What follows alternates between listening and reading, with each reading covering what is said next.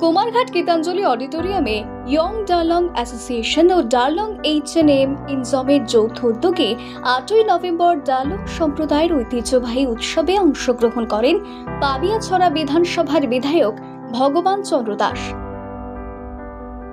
এই দিনের এই অনুষ্ঠানের সূচনা হয় ইয়ং ডার্লং অ্যাসোসিয়েশনের পতাকা উত্তোলনের মাধ্যমে। অনুষ্ঠানের শুরুতে অ্যাসোসিয়েশনের পক্ষ থেকে বরণ করে নেওয়া হয় বিধায়ক ভগবান চন্দ্র দাসকে। এই অনুষ্ঠানে বক্তব্য রাখতে গিয়ে বিধায়ক বলেন যে তিনি ডার্লং অ্যাসোসিয়েশনকে একটি শীততাপ নিয়ন্ত্রিত বিশেষ অ্যাম্বুলেন্স প্রদান করবেন।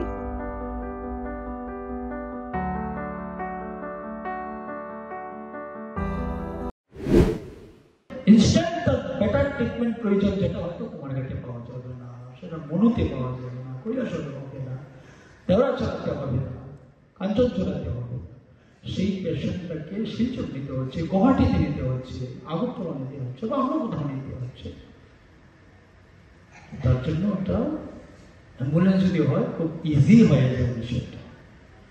এমন একটা ডিমান্ড আমার কাছে এসছে, আমি তার জন্য কিন্তু একটু অনুপ্রাণিত হয়েছি। চিন্তাধারা ভাবনা আমি কথা দিলাম আজকে আমি আপনাদের একটা অ্যাম্বুলেন্স আমি দেব, আর সেই অ্যাম্বুলেন্সটাকে আমি বিশ্বাস আছে সেটাকে আপনারা একদম সযত্নে যত্ন সহকারে আপনারা রাখবেন, যেন রোগীরা যেন ভালো পরিষেবা সেখান থেকে পায়।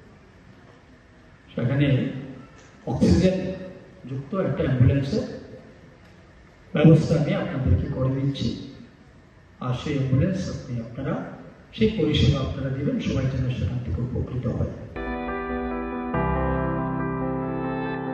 Bureau report, voice 18।